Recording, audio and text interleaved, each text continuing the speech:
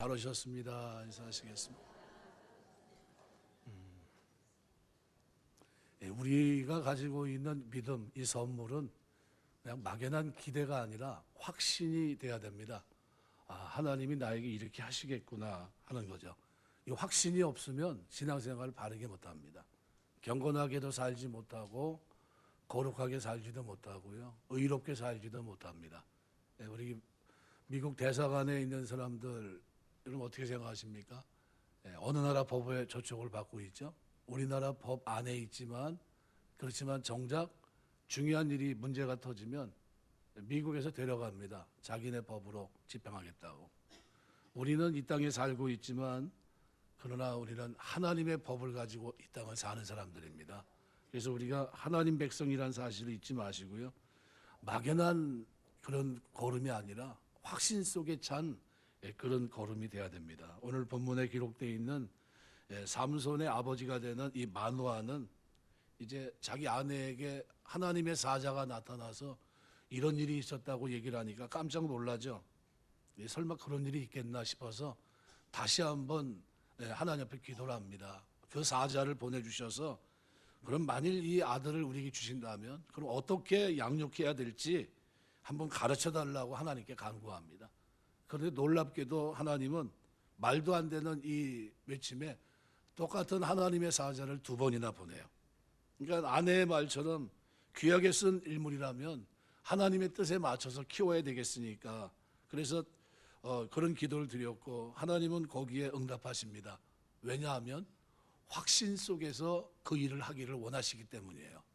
그냥 막연한 게 아니라 구약에 보면 창세기 15장은 아브라함에게 있어서는 잊을 수 없는 장입니다. 왜냐하면 아브라함의 인생이 갈대아 우르를 떠나서 이제 하나님 명령을 따라 움직였는데요.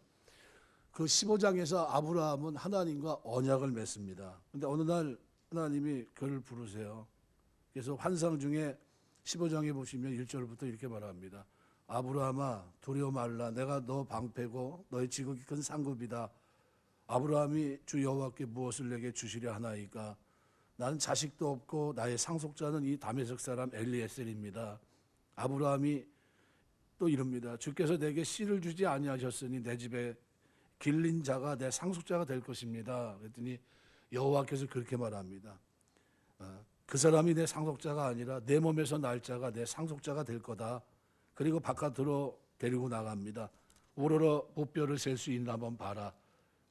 내 자손이 이와 같으리라. 아브라함이 여호와를 믿으니 여호와께서 이것을 그의 의로 여기셨다 그랬습니다.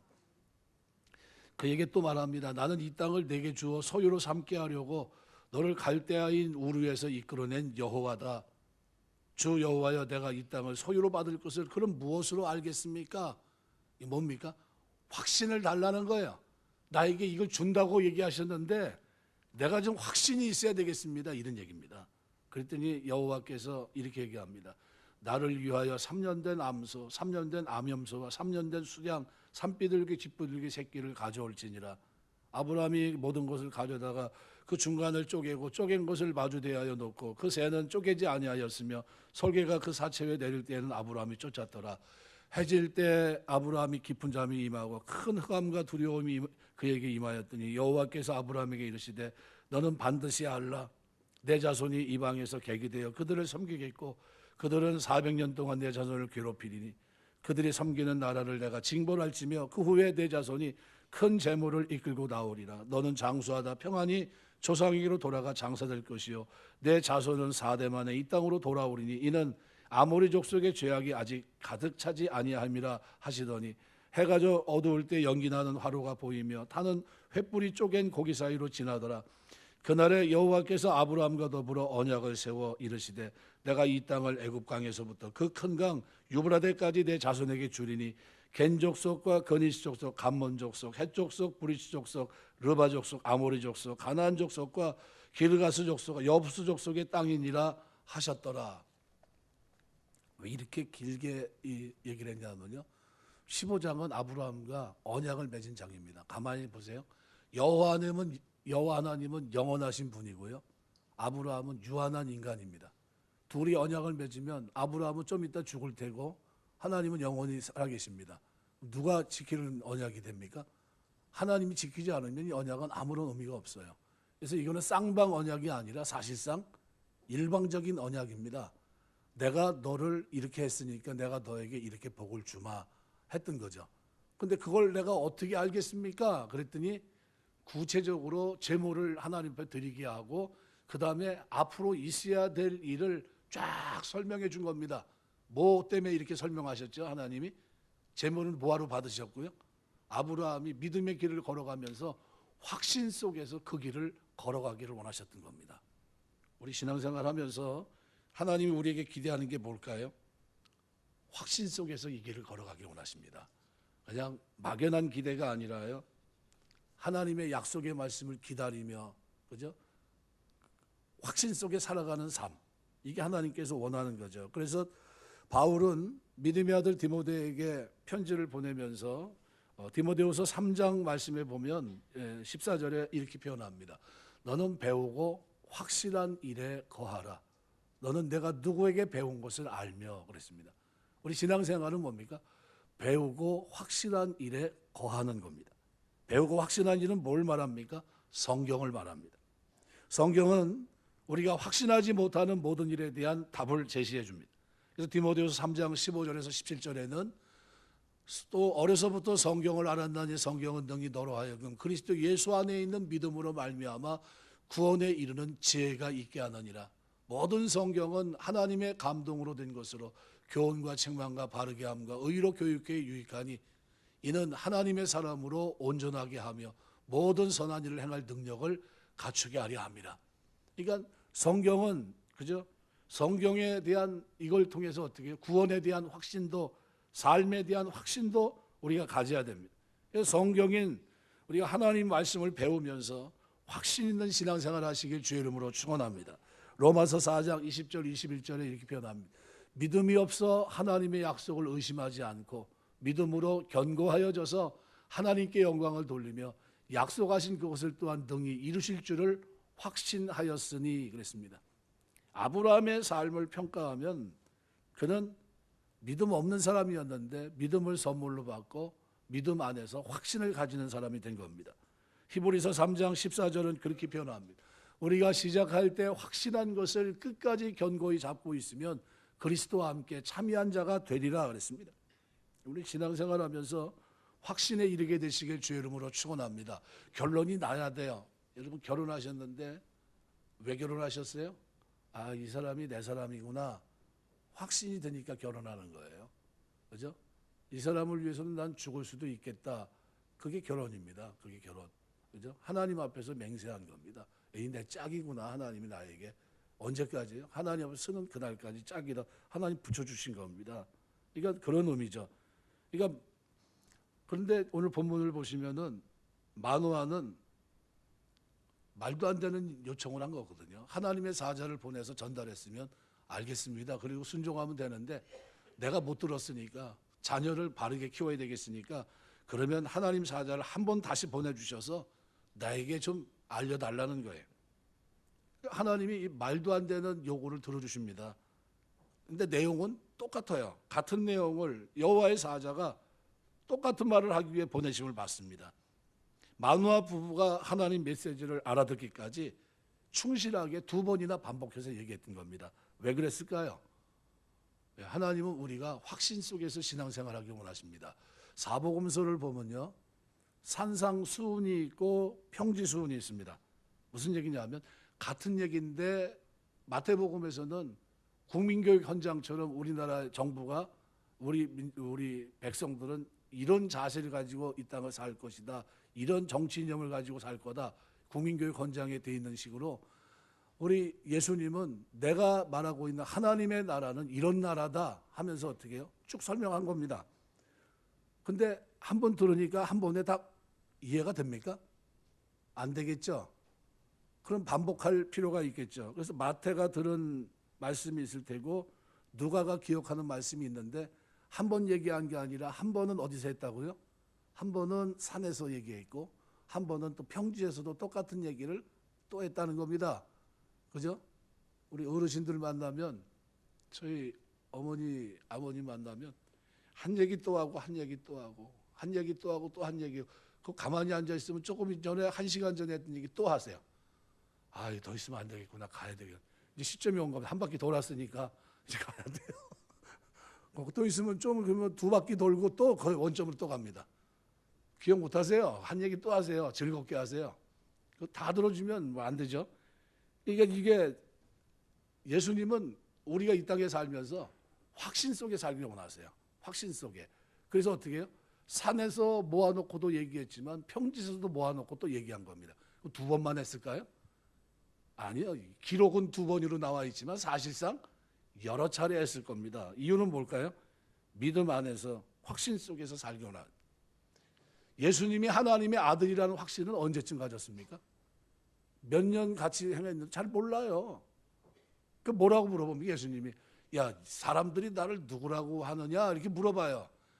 너는 뭐 세례요한이라고 하고도 또 엘리야라고도 얘기합니다. 그럼 너희는 어떻게 생각하냐 질문합니다. 근데 베드로가 주는 그리스도 살아계신 하나님의 아들입니다. 깜짝 놀래요. 야, 네가 어떻게 그런 생각을 했냐? 어떻게 네 생각이 맞아? 이거 네 생각이 아닐 거야. 하나님이 너에게 준 생각일 거다. 그러면서 축복하거든요. 근데 바로 뒤를 이어서는 엉뚱한 소리를 합니다. 근데 그 사람들이 예수님 앞에서 확신을 가지고 예수님께 원했던 길을 걸어갔나요? 아니요. 예수님이 십자가 지기 전까지는요, 두려움 속에 있었고 예수님의 뜻과는 무관하게 배도의 길을 걷기도 하고 그럽니다. 심지어 십자가를 앞두고 모두가 다 나를 버리고 도망갈 거다 얘기했더니 베드로는 뭐라고 얘기합니까? 주여, 나는 그러지 않을 겁니다. 다 도망갈지라도 나는 결코 주를 떠나지 않을 겁니다 하면서 자기 신념을 얘기합니다.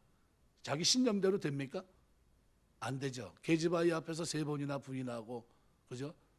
그랬던 근데 그가 인생이 싹 바뀌어요. 언제를 기점으로 바뀌냐면요, 부활하신 주님을 만나고 경배하면서 경배 대상으로 알게 되고 그러면서 바뀌는데, 그 다음서부터는 어때요?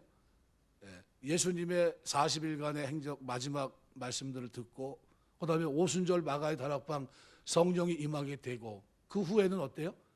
그들에게 없었던 확신, 부활하신 주님을 만나고 난 다음서부터는 천국으로 구름을 타고 승천하시는 500여 형제와 함께 그 장면을 목격했던 사람과 더불어 이제 천국에 대한 확신이 이들에게 생깁니다.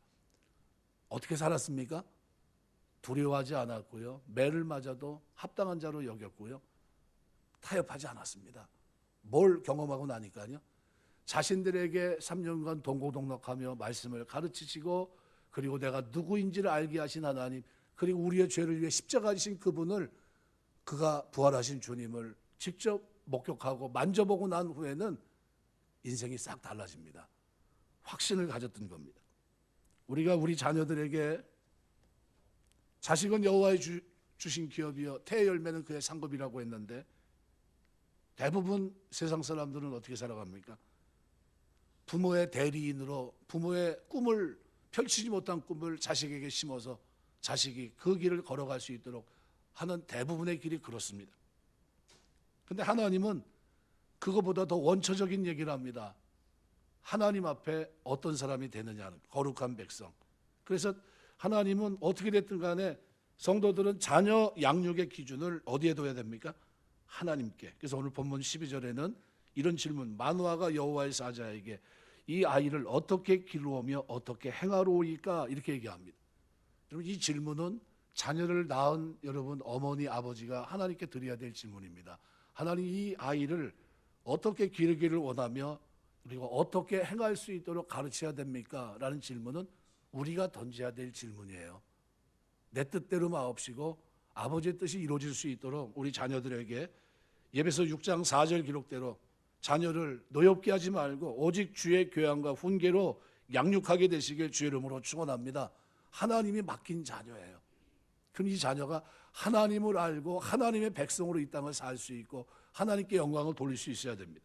신명기 6장 7절에 쉐마에는 그렇게 표현합니다.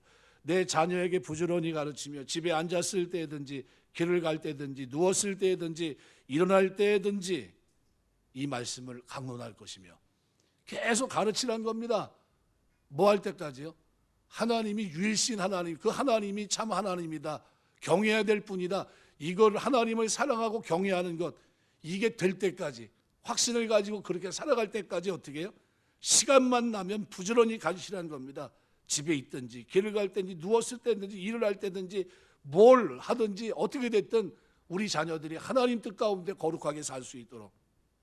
욥기서 1장 5절에 보면 욥이 이렇게 말합니다. 그들이 차례대로 잔치를 끝내면 욥이 그들을 불러다가 성결하게 하되 아침에 일어나서 그들의 명수대로 번제를 드렸으니 이는 욥이 말하기를 혹시 내 아들들이 죄를 범하여 마음으로 하나님을 욕되게 했을까 함이라. 욥의 행위가 항상 이러하였더라. 욥은 자녀 양육의 기준을 어디에 뒀습니까? 하나님 앞에서 어떻게 살아야 되느냐, 죄인이냐 죄인이 아니냐, 의롭게 사느냐 살지 못하느냐, 여기에 초점을 맞췄던 겁니다. 오늘 본문에 우리가 바울이 디모데에게 얘기한 대로 너는 배우고 확신한 일에 거하라고 그랬는데, 그럼 우리가 신약 그리스도 안에서 우리가 확실한 일에 거할 것이 몇 가지가 있을까요? 최소한 3가지 확신은 우리에게 분명히 있어야 됩니다. 내가 예수를 믿고 하나님의 자녀로 이 땅을 사는 동안에 첫 번째 확신은 완전한 죄사함과 구원의 확신입니다. 하나님의 죄 사하심은 있는 죄를 없다고 눈 감아 주시는 게 아니라요, 모른 척하고 있는 게 아니라요, 하나님이 죄 사해 주신 이 죄 사함은 예수님이 속량하신 겁니다. 그러니까 예수님이 대신 없애주신 죄사함입니다. 우리의 죄를 사해 주시기 위해서, 우리의 모든 죄를 완전하게 없애주시기 위해서 피 흘려주신 겁니다. 우리의 과거 그리고 현재 미래까지 우리의 전 인생에 미치는 사죄의 은혜인 겁니다. 뿐만 아니라 주님은 우리를 자녀로 불러주셨어요. 하나님의 아들이 되는 권세, 양자의 영을 주셨습니다. 아버지라 부를 수 있게 하셨어요. 주님을 친히 우리 대신해서 십자가에서 그 죄값을 치르셨는데 왜 그랬습니까? 믿는 자에게 구원을 얻게 하시기 위해서. 구원 얻는데 할 수 있는 일은 우리가 아무것도 없습니다. 주님이 해놓으신 죄사함의 은혜를 믿는 이 믿음 안에서 이 모두 새로 태어나게 하신 겁니다. 예수님을 믿는 것을 통해 새로 태어난 사람들, 이게 성도입니다. 바깥에서 부름받은 에클레시아, 교회입니다. 우리가 세상 속에서 무엇보다도 완전한 죄사함, 구원의 확신이 있어야 돼요. 이게 없으면 세상 사람과 참 구분이 되질 않습니다. 예수님이 나를 피로 값주고 사셨지, 내 죄를 없이 하시기 위해서, 그리고 나는 그로 말미암아 속량 죄사함 받고 구원 받았지, 이게 우리에게 있어야 됩니다. 마태복음 26장 28절에 보면 이것은 죄사함을 얻게 하려고 많은 사람을 위해 흘리는 바 나의 피 곧 언약의 피다 그랬어요. 언약의 피. 베드로전서 2장 24절에도 보면 친히 나무에 달려 그 몸으로 우리 죄를 담당하셨으니 이는 우리로 죄에 대해 죽고 의에 대하여 살게 하려 하십니다. 저가 채찍에 맞음으로 너희는 나음을 얻었다 그랬어요. 앞부분에 있어요. 앞부분에. 두 번째로 우리가 확실한 일에 거하는 것은 철저한 인도와 보호하심에 대한 확신에 거해야 됩니다. 하나님은 우리를 인도하시고 보호하시되 완벽하게 인도하십니다. 낮의 해가 밤의 달이 너를 해치 못하게 하실 것이다. 이제 하나님은 너를 지키시는 자라. 진리이신 성령을 통해 우리의 평생을 인도하십니다. 하나님 우리를 인도하시고 보호하시는 이유는 우리의 구원을 위해 가장 큰 대가가 치러졌기 때문입니다. 가장 비싼 값이 치러졌습니다. 얼마나 귀하겠습니까? 그리고 그렇게 얻은 아들은 얼마나 사랑스럽겠습니까? 우리가 이렇게 하나님 앞에 귀한 존재입니다. 그 귀한 존재를 하나님은 넘어져도 그래서 내팽개치지 않아요. 붙들고 계십니다. 넘어져도 엎드러지지 않은 것은 여호와께서 손으로 붙들고 계십니다. 우리를 인도하시고 보호하십니다. 하나님의 인도와 보호 사랑은 의심하는 것은 그것 자체가 하나님을 향한 모욕과도 같습니다. 시편 48편 말씀에 보면 14절, 이 하나님은 영영이 우리 하나님이시니 우리를 죽을 때까지 인도하시리로다 그랬어요. 이 하나님은 영영이 우리 하나님이세요. 요한복음 16장 13절 말씀에도 그러나 진리의 성령이 오시면 그가 너희를 모든 진리 가운데로 인도하시리니 그가 스스로 말하지 않고 들은 것을 말하며 장래를 너희에게 알리시리라. 성령이 우리 가운데 내주하시면서 마음과 생각을 지켜주시고 하나님 말씀에 대한 확신 속에 이 땅을 살 수 있도록 인도해 주십니다. 철저한 인도와 보호하심이 있어요. 누가? 하나님이 우리 마음속에 내주하십니다. 마음과 생각을 지켜주시고 말씀을 붙들고 약속을 확신하며 살 수 있도록 도와주시는 겁니다. 뿐만 아니라 우리가 어떤 일에 배우고 확신한 일에 거해야 되는데 바로 영원한 천국에 대한 확신이 우리에게 있어야 됩니다. 예수님께서는 우리가 간직하고 있는 확신에 대해서 현재 삶 속에서 실현 가능한 모든 일들을 말씀하시지만 최종적으로는 천국에 대해서 말씀하십니다. 성도들이 이 땅에서 모든 걸 다 할 수 있다 생각하시면 안 됩니다. 구약의 많은 믿음의 선진들은 확신 속에서 눈에 보이고 손에 잡히는 증거를 받지 못한 채 이 땅을 살아갔습니다. 믿음은 바라는 것들의 실상이요 보이지 않는 것들의 증거입니다. 그 길을 걸어갔어요. 그러면서 그들의 신앙은 확신 속에 있었던 신앙입니다. 확신이 없으면 걷지 못했던 길이에요. 여러분 구약에 보면 다윗과 골리앗이 싸우는 장면이 나오는데요. 사무엘상 17장에 기록이 되어 있습니다. 34절부터 다윗이 사울에게 말하되 주의 종의 아버지의 양을 지킬 때 사자나 곰이 와서 양떼에게 새끼를 물어가면 내가 따라가서 그것을 치고 그 입에서 새끼를 건져내었고 그것이 일어나 나를 해하고자 하면 내가 그 수염을 잡고 그것을 쳐 죽였나이다. 주의 종이 사자와 곰도 쳤은즉 살아계시는 하나님의 군대를 모욕한 이 할례 받지 않은 블레셋 사람이니까 그가 그 짐승의 하나같이 되리이다. 또 다윗이 이르되 여호와께서 나를 사자의 발톱과 곰의 발톱에서 건져내셨은즉 나를 이 블레셋 사람의 손에서도 건져내시리이다. 사울이 다윗에게 이르되 가라 여호와께서 너와 함께 계시기를 원하노라. 이 확신의 말을 듣고 가라고 하는데요. 그런데 소년인데 투구가 안 맞아요. 갑옷이 맞지도 않고요. 모자를 써야 되냐 철모자를 써야 될 거 아니에요. 안 맞아요. 그 다 어떻게 해요? 다 팽개치고 칼을 갖고 나가야 되는데 칼도 맞지가 않아요. 뭐 들고 나갑니까? 물맷돌 가지고 갑니다. 물맷돌. 짐승이 오면 쫓아내려고 돌을 휙휙 져가지고 던지는 물맷돌. 물맷돌 5개 가지고 나갑니다. 전쟁할 수 있겠습니까? 싸울 수 있겠어요? 앞에 있는 사람은 요즘으로 말해도 3m짜리입니다. 네피림이죠, 네피림. 장대한 자들. 그 사람이에요. 그 엄청나게 큰 그 유용 앞에 이스라엘 군대가 10,000명이 있었는데 아무도 하나님이 나와 함께한다는 확신이 아무도 없었어요. 누구는 있었습니까?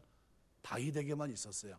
어디서 시험한 거 보니까 광야에서 목동으로 양을 치는 중에 하나님이 자신과 함께하고 있다는 이 확신이 곰과 사자의 발톱에서 건지는 확신을 경험했던 겁니다.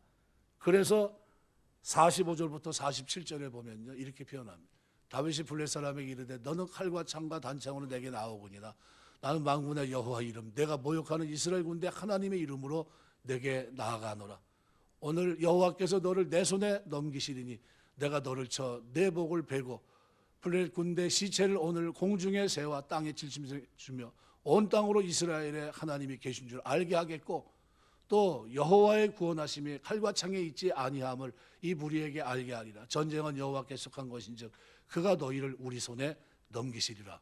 뭡니까? 이거는 확신이에요. 확신. 이 확신이 그로 하여금 나가서 싸울 수 있게 했던 겁니다.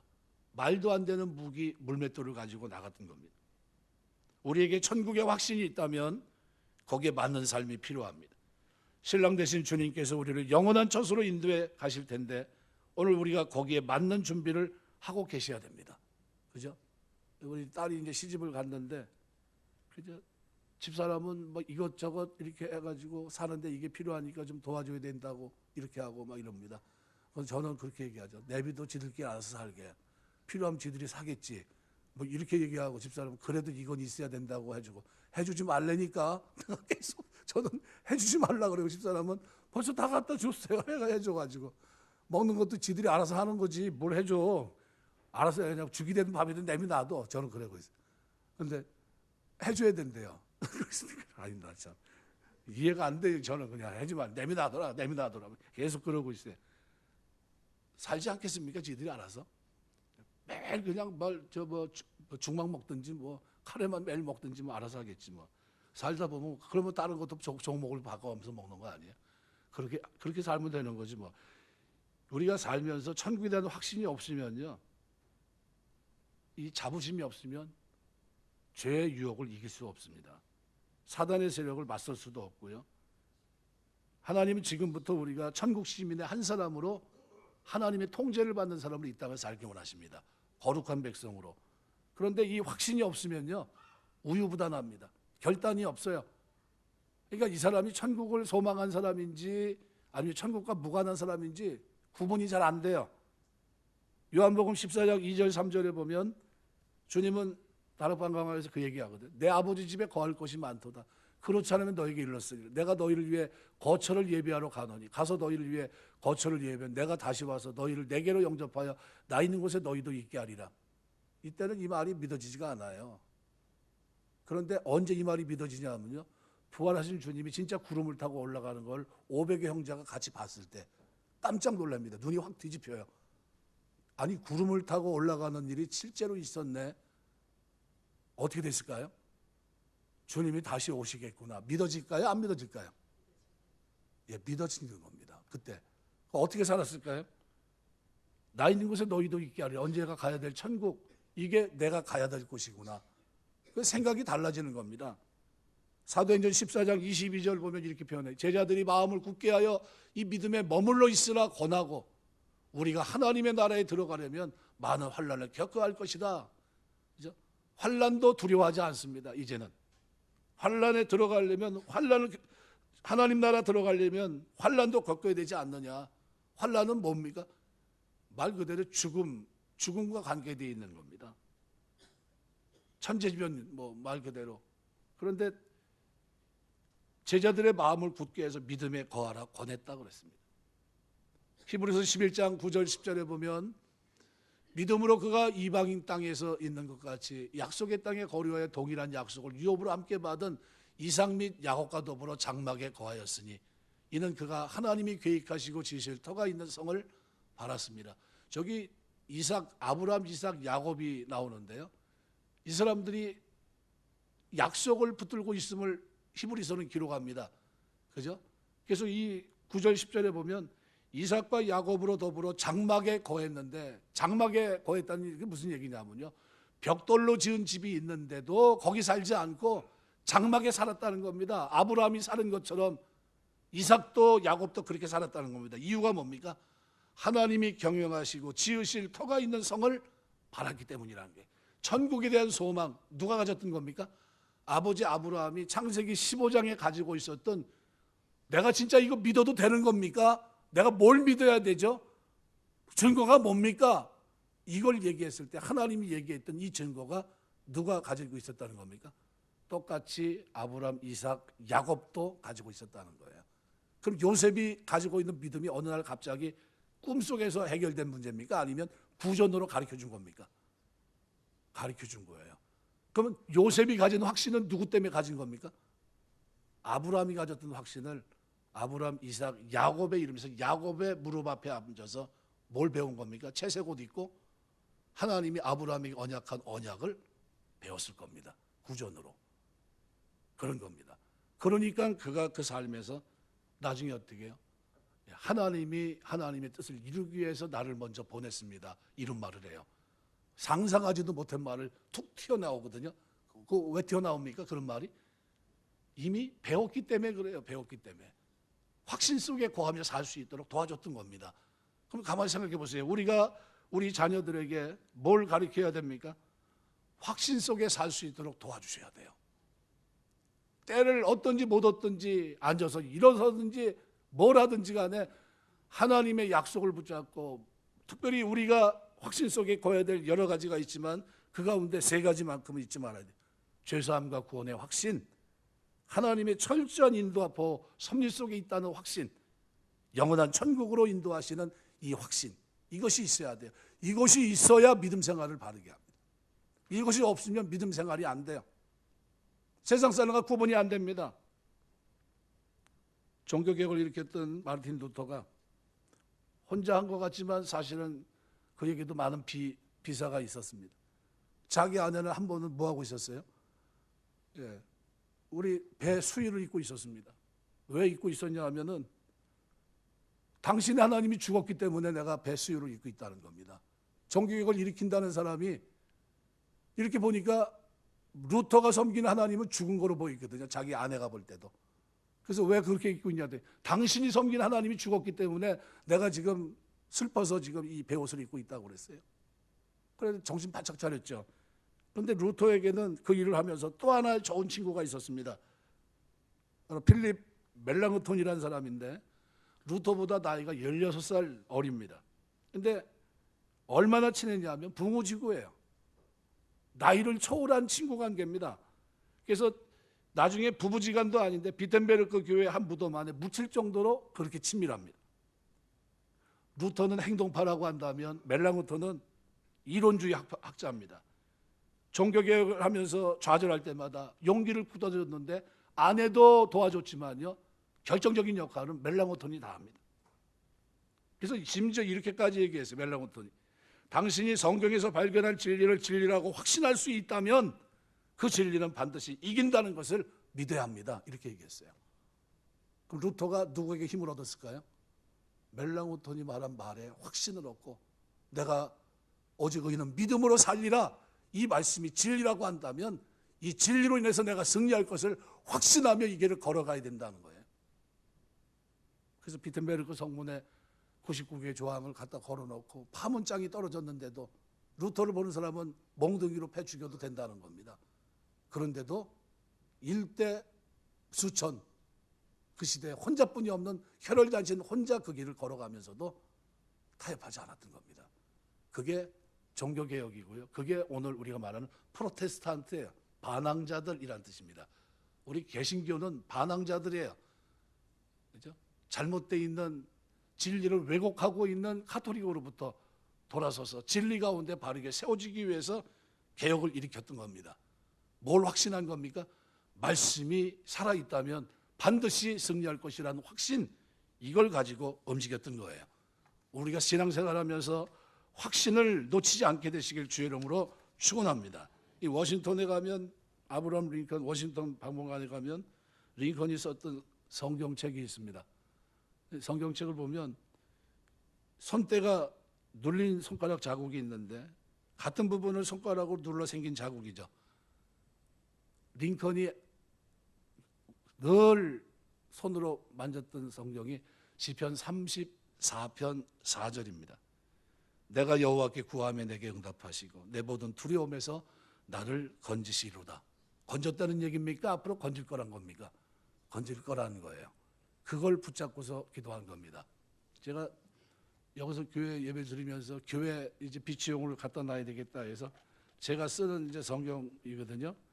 시편을 한 3년 이제 새벽기도 때 하고 하면서 좋아하는 성경 구절 이렇게 보다 보면요, 여기가 시커매요. 이 부분이 껌없습니다. 그래서 제가 무슨 생각하냐면 이거 성경책 갈아야 되나? 그러면서도 이걸 보는 이유는 이게 은혜가 돼요. 왜 은혜가 되냐면요, 이걸 가지고 고민을 많이 했거든요. 그럼 링컨에게는 어떨까요? 시편 34편 4절 말씀 잊혀지겠습니까? 남북전쟁과 그죠? 그의 평생에 걸친 어려움 속에서 하나님은 반드시 도와줄 것이라는 확신, 두려움에서 건져줄 거라는 이 소망을 가지고 한 세대를 살았던 아브라함 링컨의 모습이 그 한 절에 구절에 때 묻은 손으로 만졌던 말씀에 대한 확신을 가지고 살았던 겁니다. 우리에게 이런 확신이 있게 되시길 주의 이름으로 축원합니다. 빌립보서 1장 6절 말씀대로 너희 속에 착한 일을 시작하신 이가 그리스도 예수의 날까지 이루실 줄을 우리가 확신하노라. 사도 바울이 가졌던 확신이에요. 빌립보 교회, 태동한 교회에게 그 확신을 얘기합니다. 내가 너희의 이 태동하는 모습을 보면서 하나님의 역사를 경험했고, 그리고 하나님이 그리스도 예수의 날까지 이루실 것을 내가 확신한다, 이렇게 고백했던 겁니다. 감옥에 있는 사람이 확신에 찬 고백을 했던 겁니다. 확신은 혼란스러운 풍조에서도 요동치 않고 초지일관합니다. 여호수아 갈렙은 하나님 약속이 성취될 거라는 확신 속에 흔들리지 않았어요.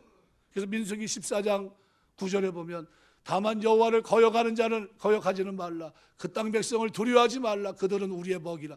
그들의 보호자는 그들에게 떠났고 여호와는 우리와 함께 하시는 그들을 두려워하지 말라. 그들은 누굽니까? 아낙 자손들이에요. 말 그대로 네피림들입니다. 네피림. 장대한 자들. 12명이 정탐을 했는데요. 10사람이 본 거는 제대로 본 겁니다. 그들은 장대한 자고 우리는 메뚜기와 같다는 거예요. 실제로 그 당시에 그 사람이 고고학 자료에 의하면요, 3m짜리 철 침대를 썼다고 합니다. 그러면 3m, 지금도 2m만 돼도 엄청나게 크고 그런데요, 3m짜리가 딱 서 있으면은 여러분 그 사람하고 싸우라 그러면 싸움이 됩니까? 그러니까 이스라엘 백성들이 올라가라 그랬더니 울었던 거예요. 우리가 다 죽게 되었도다 하면서 밤새 대성통곡한 겁니다. 그런데 거기서 하나님의 언약의 말씀을 기억한 사람들이 있습니다. 그게 누구냐면 여호수아 갈렙이에요. 하나님이 우리와 함께 하시면 그들 우리 밥이다. 우리가 그들을 몰아낼 수 있고 그 땅을 차지할 수 있을 거다. 그 땅은 누구하고 언약한 겁니까? 하나님이 아브라함과 창세기 15장에 내가 어떻게 알 수 있습니까? 했던 그때 그 족속 가운데 하나입니다. 그들을 몰아낼 것이다. 그리고 그 땅을 너희가 차지하게 할 거다 그랬거든요. 그걸 믿는다는 거예요. 그 확신이 여호수아 갈렙에게 있었다는 겁니다. 그랬더니 하나님이 어떻게 해요? 그 세대를 다 물리시고 그들은 광야에서 다 죽습니다. 여호수아 갈렙 다음 세대들이 들어가는데 나중에 노후가 된 여호수아 갈렙이 40년 후에 그 땅을 향해 나갑니다. 우리의 확신은 혼란스러운 풍조에서도 약속의 말씀을 붙들게 돼 있고요, 흔들리지 않습니다. 초지일관합니다. 우리가 가진 확신은 여러 장애에도 불구하고 자신감 있게 생활하게 되어 있습니다. 고린도서 4장 17절, 우리가 잠시 받는 환난에 경한 것이 지극히 크고 영원한 영광에 중한 것을 우리에게 이루게 함이니. 비중이 어디에 있습니까? 저게 왜 잘못 쓴 거? 성경 구절 한번 보세요. 우리의 잠시 받는 환난에 중한 것이, 이렇게 표현하면 더 좋을 것 같아요. 왜냐하면 환난이 어려운 거니까요. 근데 지극히 크고 영원한 영광에 가벼운 것을 이렇게 썼다고 그러면 어때요? 하나님 영광은 그냥 가서 누릴 것은 그냥 잠깐인가 보다, 이렇게 될 수 있는데 정확하게 얘기를 합니다. 이 땅에서 받는, 잠시 받는 환난은 가벼운 거는 아무것도 아니라는 겁니다. 잠깐이라는 겁니다. 그러나 지극히 크고 영원한 영광은 중한 것이고 귀한 것이고 값진 것이라는 겁니다. 이것은 왜요? 하나님과 함으로 약속대로 이루시는 놀라운 축복에서의 영원한 삶이기 때문에 그래요. 그러니까 비교가 안 되는 겁니다. 우리가 확신을 가지고 신앙생활 하시길 주의 이름으로 축원합니다. 확신이 없으면요, 신앙생활 하는데도 달려가질 않습니다. 그래서 빌립보 3장 14절, 표대를 향하여 그리스도 예수 안에서 하나님 위에서 부른 부름의 상을 향해 달려가노라. 쫓아간다는 표현이죠. 확신이 없으면 달려갈 이유가 없어요. 내가 왜 그렇게 살아야 됩니까? 이렇게. 내가 왜 그렇게 살아야 되죠? 어떻게 거룩하게 살아야 되죠? 내가 왜 경건하게 살아야 됩니까? 내가 왜 의롭게 살아야 되죠? 내가 왜 사랑하며 살아야 됩니까? 내가 약한 사람 왜 돌아보며 살아야 되죠? 이 질문에 어떻게 대답하시겠습니까? 천국에 대한 약식, 그것이 나에게 있기 때문입니다. 말씀을 맺겠습니다. 오늘 본문은 거룩함을 지키라고 얘기합니다. 하나님은 불임한 한 여성에게 기적을 허락하시면서 한 가지를 요구하셨는데 그것이 바로 거룩한 삶입니다. 그래서 사사기 13장 4절은 이렇게 말해요. 그러므로 너는 삼가 포도주와 독주를 마시지 말며 어떤 부정한 것도 먹지 말지니라. 하나님은 삼손을 허락해 주시기 전에 포도주와 독주를 금하라고 말씀합니다. 왜 포도주를 금하라고 하셨습니까? 나실인이기 때문이죠. 나실이라는 것은 구별된 사람, 바쳐진 사람이라는 의미입니다. 나실은 제사장과는 좀 다릅니다. 제사장은 하나님의 선택과 관계가 있는 반면에 나실인은 자신의 서원과 관계가 있습니다. 하나님으로부터 받은 은혜에 감사해서 스스로 자신의 몸을 하나님께 드려 구별된 삶을 사는 사람, 이들이 곧 나실인입니다. 나실인에게는 세 가지 금기사항이 있는데 술을 마시지 말고 시체를 만지지 말고 머리를 자르면 안 됩니다. 특별히 서원 기간이 끝날 때까지 머리를 기르다가 그 기간이 끝나면 머리카락을 잘라 불에 태워 번제처럼 하나님께 드렸습니다. 모두 다 상징적인 일입니다. 술은 세상 향락을 말합니다. 술을 마시지 말라는 것은 세상 향락을 포기하라는 의미고, 시체를 만지지 말라는 것은 죽음에 접근하지 말라는 겁니다. 죄의 싹은 사망입니다. 죽음은 죄의 결과예요. 다시 말하면 죄에 접근하지 말라는 겁니다. 악은 모양이라도 버리라는 거죠. 그 다음에 머리를 자르지 않는 것은 하나님의 권위에 전적으로 순종한 자는 뜻입니다. 머리털에 손대지 않는 것은 내가 나를 주장하지 않고 하나님만이 나를 주장한다라는 뜻입니다. 그래서 마지막에 머리카락을 잘라서 하나님께 온전히 바치는 겁니다. 하나님만이 나를 주장하실 수 있습니다. 하나님만이 나의 주인이십니다. 이런 뜻이에요. 거룩한 삶은 삼손을 얻는 길이었습니다. 언제나 하나님의 기적은 거룩과 함께 찾아옵니다. 그래서 여호수아 3장 5절 보시면, 여호수아 3장 5절 한번 성경 한번 찾아보겠습니다.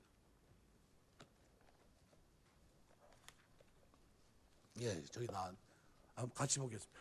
여호수아가 또 백성에게 이르되 너희는 자신을 성결하게 하라. 여호와께서 내일 너희 가운데 기이한 일을 행하시리라. 기이한 일은 뭡니까? 10가지 기이한 일, 그죠? 사람이 행할 수 없는 하나님의 표적 같은 일들, 이게 기이한 일입니다. 기적, 표적 이런 거죠. 그런데 여호수아에게, 백성에게 뭘 얘기해? 너희는 자신을 성결하게 하라. 한 가지 요구만 딱 합니다. 기적은 여전히 유효합니다. 과거나 현재나 하나님은 동일하시기 때문입니다. 여전히 살아계십니다. 우리 삶의 현장에서 하나님의 기적이 살았는지 보인 이유는 뭡니까? 이유는 한 가지예요. 거룩을 요구하시는 하나님의 요구를 우리가 거부하고 있기 때문입니다. 이 시대 그리스도인들에게는 거룩한 삶으로 향하는, 추구하는 삶이 없어요. 정결하게 살려고 말 그대로 부활절이 가까우면 40일 동안 막 금식하고 막 기도하고 이런 거 요즘 합니까? 안 하죠. 점점 세속화된 겁니다. 그래서 기독교 철학자 프란시스 셰퍼는 이렇게 말합니다. 이 시대 그리스도인들의 비극이 다른 데 있지 않고 행복은 추구하면서 거룩을 추구하지 않는 데 있다 그랬어요. 우리의 삶에 뭐가 가장 중요한 화두가 돼야 되냐면요, 거룩입니다. 나는 하나님과 바른 관계에 있는가? 나는 하나님 백성으로 이 땅을 살아내고 있는가? 나는 거룩한 백성인가? 내가 거룩하니 너희도 거룩할지니라. 이 하나님 앞에 나는 어떤 사람을, 모습을 가지고 있는가? 이 거룩을 즐기는 사람이 진짜 성도이고요, 이 거룩을 즐기며 이 땅을 살아갈 때 하나님은 우리와 함께 하시며 기적과 승리를 경험하게 하실 줄 믿습니다. 로마서 6장 12절 13절은 이렇게 표현해요. 그러므로 너희는 죄가 너희 죽을 몸을 지배하지 못하게 하여 몸의 사욕에 순종하지 말고, 또한 너희 지체를 불의의 무기로 죄에게 내주지 말고, 오직 너희 자신을 죽은 자 가운데서 다시 살아난 자 같이 하나님께 드리며 너희 지체를 의의 무기로 하나님께 드리라. 예배서 5장 3절은 이렇게 표현합니다. 음행과 온갖 더러운 것과 탐욕은 너희 중에서 그 이름조차도 부르지 말라. 이는 성도의 마땅한 바니라. 신앙생활하면서 우리의 추구하는 바는 거룩입니다. 하나님은 이 거룩한 백성으로 이 땅을 살 수 있도록 하나님 우리에게 확신을 주십니다. 성령은 내 안에 내주하시면서 하나님의 약속의 말씀들이 믿어지게 하시고 깨닫게 하시고, 그래서 이 땅에서 거룩하게 경건하게 의롭게 살게 하십니다. 우리는 하나님의 법 속에 있는 사람들이에요. 세상을 살고 있지만, 이 대한민국의 법 속에도 있지만요, 우리를 지배하는 법은 하나님께 있습니다. 나시린이 하나님께 드려져 내 머리를 하나님 앞에 내 머리를 깎을 수 있는 분은 하나님밖에 없습니다 한 고백처럼, 우리가 하나님 앞에 나아가서 하나님, 나는 오직 하나님 말씀의 통치를 받으며 이 땅을 사는 사람입니다. 이 고백을 가지고 살아갈 때 하나님은 오늘 우리의 삶을 붙잡아 주시고 기적을 행하시며 승리하는 인생으로 우리 인생을 세워주실 줄 믿습니다. 확신은 있어도 되고 없어도 되고가 아니에요. 내가 예수를 믿는 그 순간 하나님, 나에게는 이 확신이 필요합니다. 오늘 만화가 얘기합니다. 하나님, 이 아들을 나에게 주실 건데 이 아들을 어떻게 키우면 좋겠습니까? 나에게 확신을 달라고. 아브라함이 얘기합니다. 하나님, 나에게 이 땅을 주신다고 했는데 내가 무엇으로 이것을 내가 알 수 있겠습니까? 그랬더니 아브라함은 이걸 이삭, 야곱 그들에게 가르칩니다. 그리고 확신 속에서 미래를 소망하게 했고요, 그리고 확신을 가지고 있던 여호수아 갈렙을 통해 하나님은 가나안 땅을 들어가게 하십니다. 하나님은 오늘 우리가 이 땅에 살면서 천국에 대한 소망이 확신 속에 살기를 하나님께서 기대하십니다. 그 확신이 저와 여러분의 믿음 생활에 근거가 되시고 힘있게 이 땅을 살 수 있는 하나님의 사람 다 되시길 주의 이름으로 축원합니다. 기도하겠습니다.